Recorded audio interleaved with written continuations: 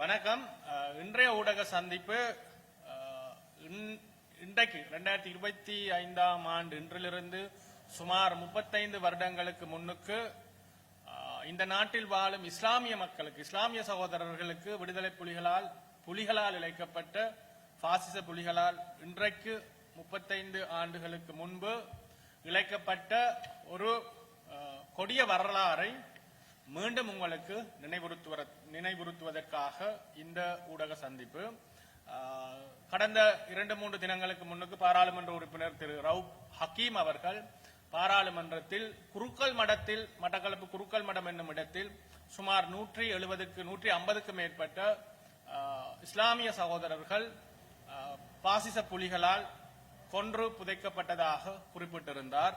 அந்த நிகழ்வு நிகழ்ந்த தினம் இன்று போல் ஒரு ஜூலை மாதம் 12ஆம் தேதி 1990ஆம் ஆண்டு.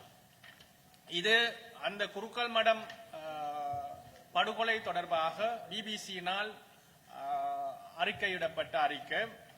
இந்த அறிக்கையின் பிரகாரம் இன்றைக்கு 35 ஆண்டுகளுக்கு முன்பு 1990ஆம் ஆண்டு ஜூலை 12ஆம் தேதி மட்டக்களப்புல குருக்கள் மடம் என்ற இடத்துல தமது மத கடமையான ஹஜ்ஜுக்கு சென்று திரும்பிய முஸ்லிம் மக்கள், இஸ்லாமிய சகோதரர்கள், ஆண்டாண்டு காலமாக தமிழ் மக்களுடன் இணைந்து வாழ்ந்த தமிழ் பேசும் மக்களான இஸ்லாமிய சகோதரர்கள் 170க்கும் மேற்பட்டவர்கள் புலிகளால் கொன்று புதைக்கப்பட்ட தினமாகும். இந்த பிபிசியின் அறிக்கையின்படி 1990ஆம் ஆண்டு ஜூலை 12ஆம் தேதி கல்முனை மட்டக்களப்பு பிரதான வீதி வழியாக வாகனங்களில் பயணித்துக் கொண்டிருந்த முஸ்லிம் பொதுமக்களை விடுதலை புலிகள் அமைப்பினர் ஆயுத முனையில் கடத்தி படுகொலை செய்த தினமாகும். ஹஜ் கடமையை நிறைவேற்றிவிட்டு திரும்பியோர், தொழிலுக்காக வெளியூர் சென்று வந்தோர் உட்பட பலர் இதன் போது கடத்தி படுகொலை செய்யப்பட்டனர். இவர்களில் பெண்கள் மற்றும் குழந்தைகளும் அடங்குவர்.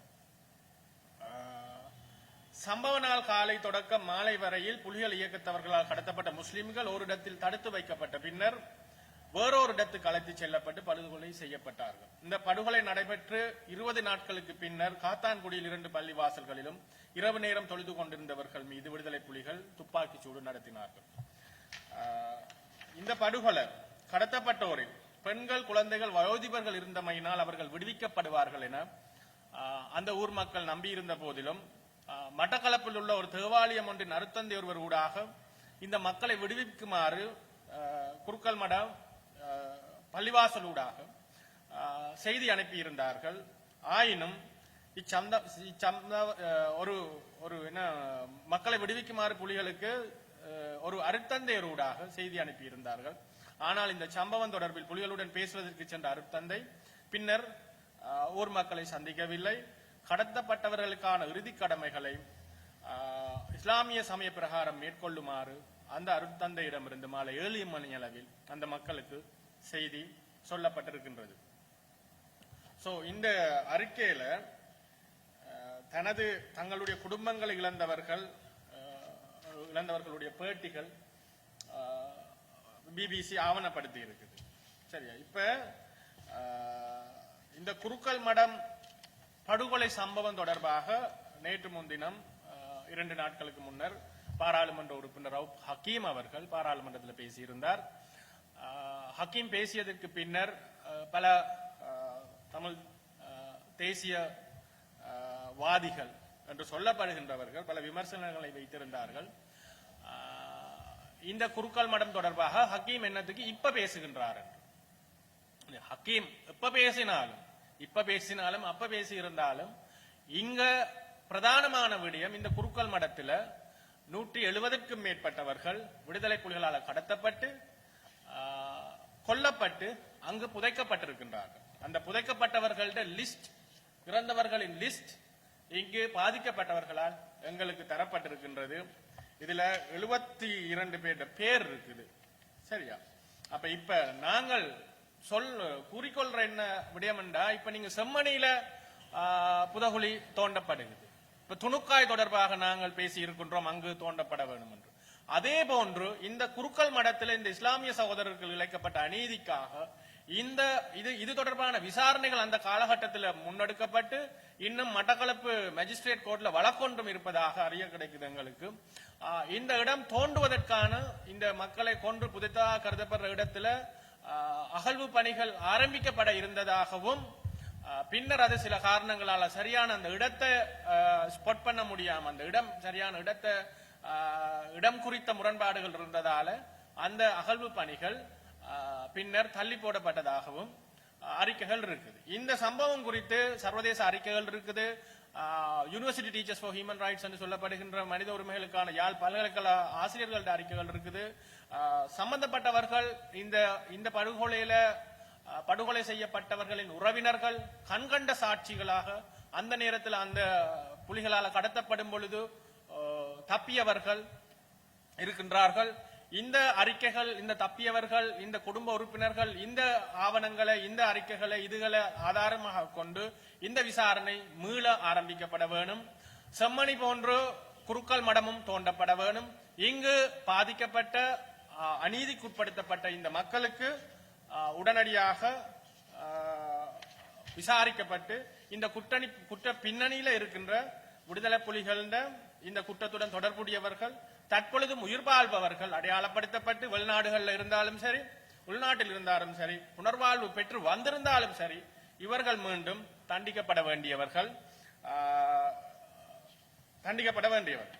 அப்ப இந்த மெட்டது இன்னொன்று குருக்கள் மடம் தொடர்பாக ஹக்கீமேன் இப்ப பேசுகிறார் என்று சில வாதங்களை முன்வைக்கிறார்கள். சரி, யார் தமிழ் தேசிய பரப்புல இருக்கிறார்கள், தமிழ்ல என்ன இந்த புலிகளை நியாயப்படுத்துபவர்கள் பெரும்பாலும்.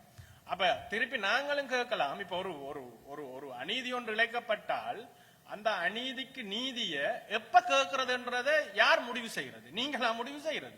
அவன் தனக்கு எப்ப தோதான நேரம் என்று கருதுகிறானோ அப்ப அவன் கேட்பான்.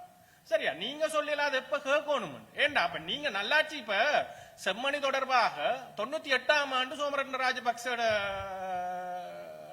வாக்குமூலம் இருக்கு. அப்ப நீங்க 98ஆம் ஆண்டு அதை தோண்டி இருக்கலாம். அதுக்கப்புறம் நல்லாட்சி காலத்துல இந்த செம்மணில வந்து அன்றைக்கு ஆர்ப்பாட்டம் செய்த முக்காவாசி தமிழ் தேசியம் பேசுற அரசியல்வாதிகளும் ரணில்ட மடியில தான் இருந்தீங்க. அப்ப ரணில்ட கேட்டு தோண்டி இருக்கலாம். அப்பேன் தோண்டல, நீங்க 2025 தோன்றீங்க.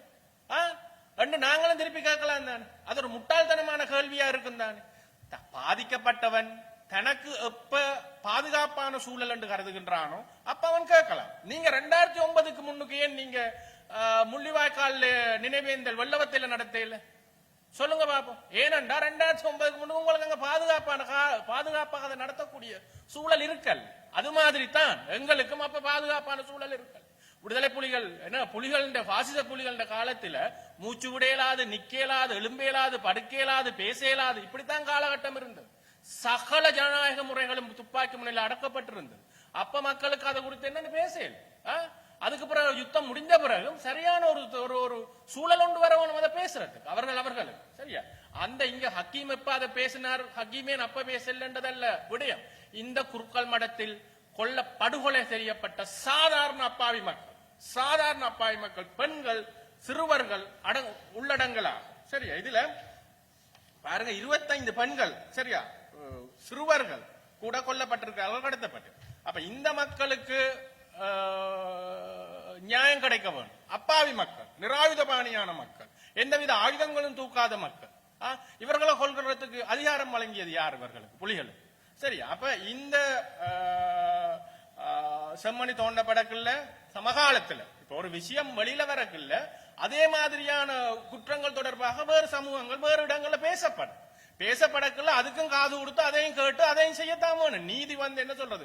Selective justice is a form of injustice என்று சொல்றாங்க. சில தெரிவு செய்யப்பட்ட உங்களுக்கு சாதகமான நீங்க உங்களுக்கு சாதகமாக கருதுற விடயங்களுக்கு மட்டும் நீதி கோர்றதும் ஏனே உங்களோட தரப்புல செய்த கொலைகளை மறைக்கிறதும் வந்து நியாயமானதாக நாங்க கருதல. அதே மாதிரி காத்தான்குடி பள்ளிவாசல் படுகொலை, சரியா, 1990ஆம் ஆண்டு ஆகஸ்ட் 3ஆம் தேதி காத்தான்குடியில 2 பள்ளிவாசல்கள், மியர் ஜும்மா மொஸ்க் காத்தான்குடி, ஹுசைனியா மொஸ்க் காத்தான்குடி, இந்த 2லையும் ராவு ஒன் த ஸ்பாட் 103 பேரை சுட்டுக் கொல்லப்பட்டார்கள். 140க்கு மேற்பட்டோர் காயப்பட்டார்கள். 300க்கு மேல மக்கள் இஷாக் தொழுகை இரவு நேர தொழுகையில் இருந்த மக்களை பின்னால போய் கோழைகள் மாதிரி சுட்டு கொன்றீர்கள். 103 பேர் அந்த இடத்துல இறந்தார்கள்.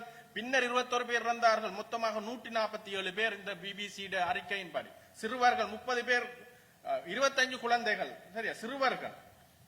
பெண்கள் பெண்கள் இல்ல, 25 சிறுவர்கள் இருக்கிறார்கள். 30 பேர் கொண்ட புலிகள், ஆயுததாரிகள் இந்த கோர வெறியாட்டத்தை நடத்தினார்கள். இது பிபிசி அறிக்கை.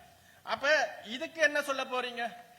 சாதாரணமாக யுத்தங்கள்ல நிராயுதபாணிகள், பலவீனமான சாமானிய மக்கள் போய் தஞ்சமடைகிற இடங்கள் தான் பாடசாலைகள், வணக்க ஸ்தலங்கள், இந்த மாதிரி இடங்கள், ஆஸ்பத்திரிகள். இந்த மாதிரி இடங்களை எந்த விதமான யுத்தங்கள்லையும் தாக்குறது யுத்த குற்றமாக கருதப்பட்டிருக்கு. சரியா? அப்ப நீங்க முள்ளிவாய்க்கால ஆஸ்பத்திரி மீது தாக்கினார்கள், மாத்தளன் ஆஸ்பத்திரியில தாக்கினார்கள், நவாலியில பாடசாலை இதுல தாக்கினார்கள் சத்தம் போட்டீங்க. சரியா? அப்ப அதை விட கொடூரமான ஒரு கொலையத்தான் நீங்கள் நிக்கிற தரப்பான, நீங்க நியாயப்படுத்துற தரப்பான புலிகள் செய்திருக்கிறார்கள். தொழுகையில இருந்தவனை பின்னால போய் கொள்ளலாமா? எங்கேயாவது சொல்லுங்க. ஏதாவது ஒரு நாட்டு ராணுவம், ஒரு இலங்கை ராணுவம் ஒரு ஒரு வணக்க ஸ்தலத்துக்குள்ள புகுந்து கும்பிடு கொண்டிருந்தாக்களை சுட்டார்கள் என்று சொல்லுங்க பாப்பா.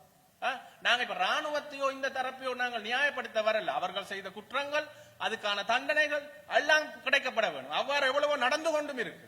ஆனா இங்க புலிகள் செய்த குற்றங்களுக்கு எங்க தண்டனைகள் நடக்குது? நீங்க செய்யவே இல்லை என்று தான் இந்த நிமிஷம் வரைக்கும் சொல்லிக் கொண்டிருக்கிறீங்க. ஆகவேதான் இவை எல்லாம் மீண்டும் தோண்டப்பட வேண்டும். இதே மாதிரி பிறகு நீங்க என்ன செய்து ஏறாவூர்ல போய் கிட்டத்தட்ட ஒரு ஒரு 5 கிராமங்கள், சரியா, 1990ஆம் ஆண்டு ஆகஸ்ட் 11ஆம் தேதி ராவு நள்ளிரவில் இருந்து அதிகாலை வரைக்கும் வெட்டியும் சுட்டும் கொண்டீர்கள். 115 ஆண்கள், 27 பெண்கள், 31 சிறுவர்கள், கர்ப்பிணி பெண்கள் உள்ளடங்கலாம் வைத்த கிழிச்சு பிறக்காத பிள்ளைய கூட வெளியில எடுத்து கொலை செய்திருக்கிறீர்கள். இது நாங்க சொல்லல, இந்த அறிக்கைகள் சொல்லுது. இது பிபிசி அறிக்கை. சரியா? இது மாதிரி பல அறிக்கைகள் இருக்குது. On the evening 11th August 1990, about 30 or 40 LTT militants split up to 3 groups in 5 villages in Eravur. They broke into homes of Muslim of Eravur, dragged them into the street and then murdered them. சரியா?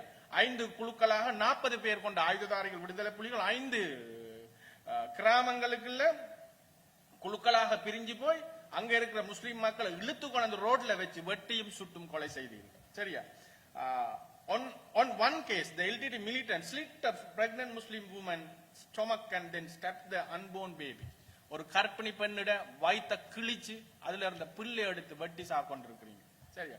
According to the breakdown of Muslim fatalities was follows: 150 men, 27 women and 31 children. 117 ஆண்கள், 27 பெண்கள், 31 சிறுவர்கள். இது நீங்க ஏறாவூர்ல செஞ்ச வரியாட்டம். இந்த மக்கள் ஆயுதம் தூக்கியவர்களா? இவர்கள் என்ன பாவம் செய்தார்கள்? பிறக்காத குழந்தைகளை என்ன பாவம் உங்களுக்கு செஞ்சது? அதே மாதிரி இது அக்பர்புரம், அகமத்புரம் என்று புலனர்வேல நீங்கள் செய்த வரியாட்டம் 1992ஆம் ஆண்டு. இது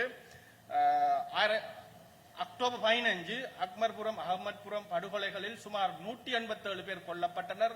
இந்த கோர கொலைகளில் 1.5 வயது குழந்தை தொடக்கம் குழந்தைகள், கர்ப்பிணி பெண்கள் என பல அப்பாவி உயிர்கள் தூக்கத்தில் இருந்து விழித்தெழுப்பப்பட்டு வெட்டியும் சுட்டும் கொல்லப்பட்டார்கள். சரியா? இது பிறகு நீங்க 1990ஆம் ஆண்டு வடமாகாணத்தில் இருந்தே வவனியாவில் மக்கள், இஸ்லாமிய மக்கள், சிங்கள மக்கள் இணைந்து வாழ்வதால வவனியாக்கள் உங்களுக்கு இந்த வரியாட்டம் ஆட முடியல. ஏனைய 4 மாவட்டங்களான கிளிநொச்சி, முல்லைத்தீவு,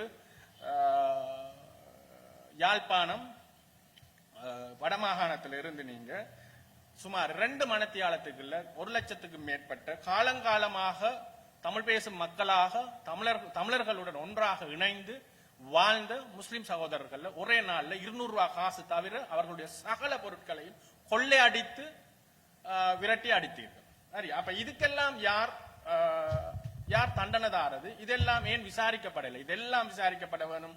இப்ப இந்த காரணங்களை நாங்க, இந்த விஷயங்களை நாங்க சொன்னோன்னு நீங்க இப்ப என்ன செய்யணும்? தூக்கி பிடிச்சு கொண்டு வருவினம். முஸ்லிம்கள் ஊர்காவல் படையோடு சேர்ந்து அங்க வெட்டி கொண்டார்கள், இங்க வெட்டி கொண்டார்கள், சத்துரு கொண்டான்ல கொண்டார்கள், இங்க கொண்டார்கள் என்றா நீ கொன்றவனை போய் கேளாத. சரியா? எவன் கொன்றானோ அவனை போய் அவனோட சண்டை போடு. உனக்கு அரசோட தான் அரசு அடக்குமுறையோட போராட்டம் இருக்குன்னா நீ அரசு அடக்குமுறையோட அரசாங்கத்தோட முண்டவன். உன்னை எவன் கொண்டானோ அவனோட தான் நீ போய் சண்டித்தனம் செய்யணும். சாதாரண அப்பாவிகள் இந்த குழந்தைகள் என்ன செய்தது, இந்த பெண்கள் என்ன செய்தார்கள், இந்த ஆயுதம் எடுக்காத நிராயுதபாணிகள் என்ன செய்தார்கள்? நீ அவர்களை கொல்றதுக்கு உன்னுடைய நியாயம் என்ன? சரியா, இந்த நாங்க பாதிக்கப்பட்டவனாக எங்களுக்கு நிகழ்ந்த இழப்ப பேசக்கல உடனே ராணுவம் செஞ்சது உருவாழ்பாடு அதையெல்லாம் நீ போய் அவன்கிட்ட நாங்க ராணுவம் இல்லையே, நாங்க ராணுவத்துல அங்கம் வகிக்கல, எங்கட வீட்டுல இவரும் ராணுவத்துல இருக்கலையே, நாங்கள் அரசாங்கத்துல இருக்கலையே. அதால எங்கள்கிட்ட வந்து நீ இந்த நியாயம் பேசாது. இது ரெண்டையும் ஒரே தராசுல இது வைக்க முடியாது. நீ கொடூர பாசிச கொலையாள், உன்னுடைய கொலைகளை நீ ஏற்றுக்கொண்டுதான் ஆக வேணும். ஏற்றுக்கொள்ளலே என்றால் உன்னை ஏற்றுக்கொள்ள வைக்கிறதுக்கு எங்களுக்கு தெரியும். இந்த புலி வாளுகள் உலகளாவிய ரீதியில இருக்கிற வாளுகள்ல மிஞ்சி போன ஆக்களை நாங்களும் கொளற பிடிச்சு கொண்டு சர்வதேச நீதிமன்றத்துல நிப்பாட்டுறதுக்கு எங்களுக்கு தெரியும். அதுக்கான காலம் வந்திருக்கு. அதே மாதிரி புலிகளால பாதிக்கப்பட்ட சகல பேரையும் நாங்கள் இஸ்லாமிய சகோதரர்களை, தமிழர்களை, ஏனைய இயக்கங்கள்ல இருந்த இளைஞர்களை, அவர்களுடைய உறவினர்களை, இந்த மாதிரி எண்ணுக்கணக்கு இல்லாமல் பாதிக்கப்பட்டவர்களை நாங்க பாதிக்கப்பட்டவர்கள் அழைப்பு விடுக்கிறோம். எங்களுடன் வாருங்கள். இந்த போராட்டம் இது ஒரு போராட்டம். இந்த போராட்டம் தான் உண்மையிலே நியாயமான போராட்டம். இப்ப அங்கால நிக்கிற போராட்டம் இருக்குதான், இந்த தமிழ் தேசியம் என்று சொல்லி கொண்டு போய் போராடுறார்கள். அங்க வந்து வேண்டிய அளவுக்கு ஆக்கள் இருக்குது, அவர்களுக்கு வேண்டிய அளவுக்கு நிதி பலம் இருக்குது, வேண்டிய அளவுக்கு சர்வதேச ஆணையாளரே அங்கதான் வந்துட்டு போறார், இங்க வந்துட்டு போகல. அப்ப இங்க உண்மையிலே அநீதி இழைக்கப்பட்டது யாருக்கு? உண்மையிலேயே குரல் இல்லாதவன் யார்? நாங்கள் தான். ஒரு இளைஞன் இபிஆர்எல்எஃப்ல இருந்தவன் எனக்கு போன் அடிச்சு சொல்றான், தன்னை தேடி வந்து தன்னுடைய தான் இல்லாத கட்டத்தில் 2-3 தரம் தேடி வந்து அவர் இல்லாத கட்டத்தில் அவருடைய கற்பிணி பெண்ணை மூலா சந்தியில வச்சு சுட்டுட்டு, கற்பிணி மனைவிய பிள்ளையோட 6 மாச குழந்தையோட வயிற்றுல குழந்தை மூலாய் சந்தியில வச்சுட்டு சுட்டுட்டு போறாங்க. அவன் அழுது சொல்றான், எனக்கும் சேர்த்து நீ குரல் கூட. இன்னொருத்தன் துணுக்காயில இருந்து தப்பி வந்தவன் இருக்கிறான், அவனோட சேர்த்து 2 சகோதரர்களை கொண்டு போய் துணுக்காயில வைத்து அடித்தே கொலை செய்தார்கள். ரச்சிக்கடை என்று சொல்றது அந்த துணுக்காய் வத முகாம அங்க வச்சு கொலை செய்தார்கள். இவர்கள் 3 பேரையும் பிடிச்சு கொண்டு போனதால அந்த இளைஞன் தகப்பன் இன்னொரு பிள்ளைக்கு நஞ்சு கொடுத்து தானும் தூக்குல தொங்கி இறந்து போனார். அந்த இளைஞன் இன்னும் அவன் இன்றைக்கு வயசானவனா, இன்றைக்கு அவனுடைய கிட்னி சிறுநீரகங்கள் பாதிக்கப்பட்டு கூலி வேலை செஞ்சு கொண்டு இன்னும் உயிரோடு இருக்கிறான். அவன் எடுத்து எங்களுக்கு சொல்றான், என்ன இதை நான் எங்க போய் கதைக்கிறேன்? சரியா, இவ்வாறு ஒவ்வொருத்தரும் பாதிக்கப்பட்டு இறந்தவர்களோட ஓலம் ஒருத்தன் போன் எடுத்து ஒரு ஆள் போன் எடுத்து சொல்லிச்சு, நீங்க எங்கட வீட்டுல எல்லாம் கொல்லப்பட்ட ஆக்கள் ஆத்மாக்களின் குரலாகத்தான் உங்களோட குரலை காண்றோம். ஆகவே இங்க உண்மையிலேயே அநீதி இழைக்கப்பட்டவன் யார் என்று பார்த்தா இந்த பாசிச புலிகளால ஒடுக்குமுறைக்கும் அடக்குமுறைக்கும் கொலைகளுக்கும் உட்படுத்தவன். அரசு செய்த கொலைகளுக்கு எங்களுக்கு ஒரு வடிவம் இருக்கு, ஒரு சிஸ்டம் இருக்கு. எங்களால போராடும், எங்களால ஐக்கிய நாடுகள் சபைக்கு போயிடும், எங்களால நீதிமன்றத்துக்கு போயிடும். இன்றைக்கு எவ்வளவு பேர் அது மாதிரி தண்டிக்கப்பட்டிருக்கிறார். சரியா, ஆனா இவங்க செய்த கொலைகளுக்கு எங்களால எங்க போயிடும்? அப்ப நீங்க கேப்பீங்க, எங்க இப்பதான் புலிகள் ஏன் இல்ல 12,500 பேர் புனர்வாழ்வு பெற்றவர்கள் யார்?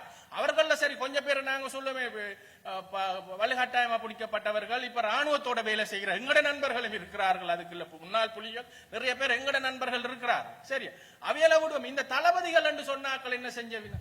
அவர்கள் இன்றைக்கு இருக்கிறார்கள் தான். இவர்களுக்கு கொடுக்கப்பட்ட தண்டனை அரசுக்கு எதிராக கிளர்ச்சி செய்ததற்காகத்தான் இந்த புனர்வாழ்வும் இதுவும் கொடுக்கப்பட்டது. சரியா, இவர்கள் சாதாரண மக்களுக்கு எதிராக செய்த குற்றங்களுக்கு எந்த தண்டனையும் கொடுக்கப்படவில்லை. அதே மாதிரி இது ஐக்கிய நாடுகள் சபையிட பேனல் ரிப்போர்ட், பான் கி மூன் 3 பேரை கொண்ட குழுவால கடைசியில வெளியிட்ட பேனல் ரிப்போர்ட். இந்த ரிப்போர்ட் சொல்லுது கிட்டத்தட்ட 1500க்கும் 4000க்கும் இடைப்பட்ட புலிகளுடைய ஆக்கள் தப்பி போயிருக்கிறார்கள் இலங்கை அரசாங்கத்தின் சட்ட நடவடிக்கைகளுக்கு உட்படுத்தப்படாது.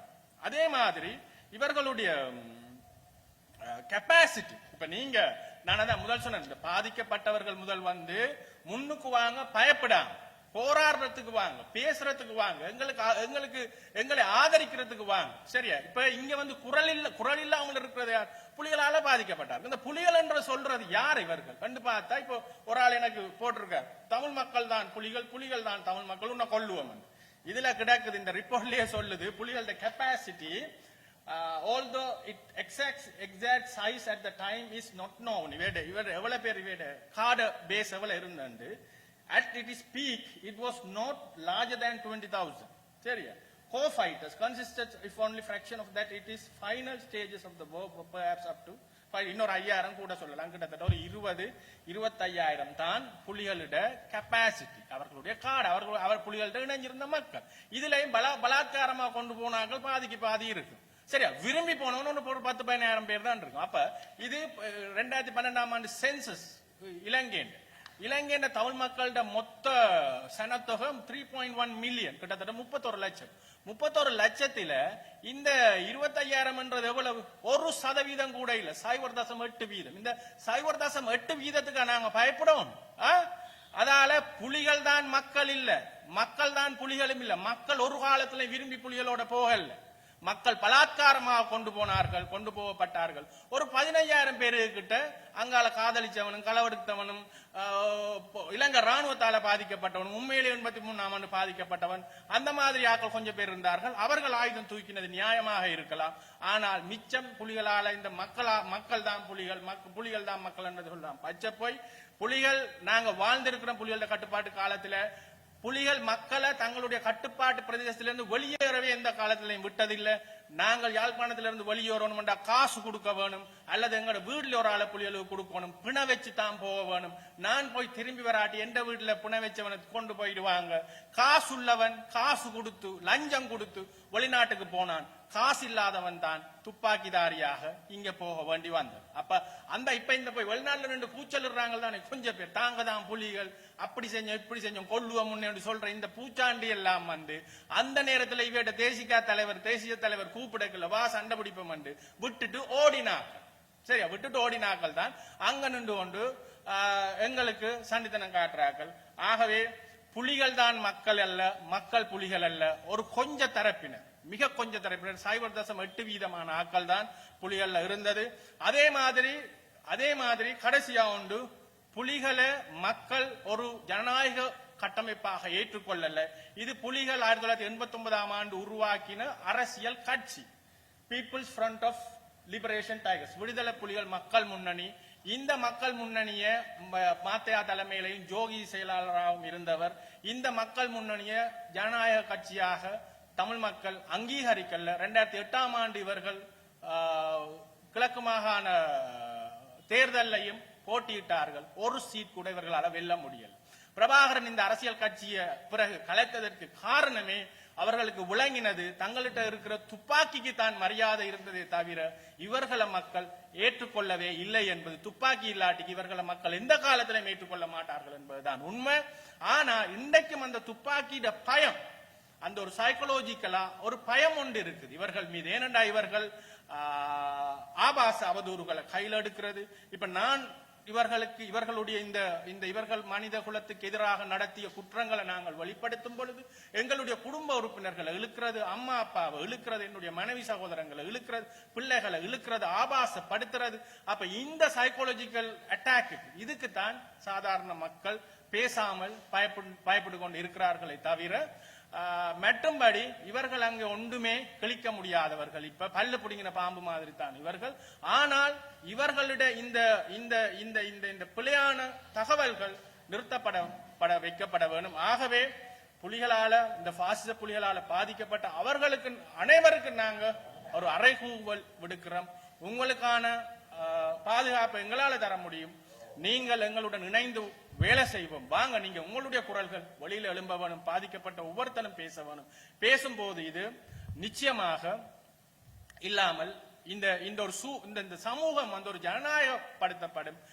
தன்னுடைய நான் நினைக்கிற கருத்தை என்னால சொல்ல முடியாமல் இருக்குன்றது எவ்வளவு ஒரு வேதனையான ஒரு மனிதனுக்கு எவ்வளவு ஒரு மன உளைச்சலான விடயமாக இருக்கு. அதுவும் ஒரு பயமுறுத்தி நீ இதை பேசாது என்று பயமுறுத்தக்கள் எவ்வளவு ஒரு அவலமா இருக்கும். தன்னுடைய வீட்டுல கொல்லப்பட்டவன் இன்னாரால தான் கொல்லப்பட்டான் என்று சொல்லி அழ முடியாத ஒரு சூழல் எவ்வளவு ஒரு அவலமா இருக்கும். ஒரு அம்மா என்னோட சொல்ற, என்னுடைய வீட்டை விடுதலை புலிகள் என்னுடைய மகனை கடத்தி கொண்டு போய் அவன் ஓடி என்னுடைய மடியில தான் படுத்து கிடந்தான். ஒரு மாசத்துக்கு அப்புறம் அவனை கொலை செய்துட்டு சுட்டு கொண்டுட்டு அவனை கொண்டு போயிட்டாங்க. அவனை கொண்டு போய் கொலை செய்தார்கள்.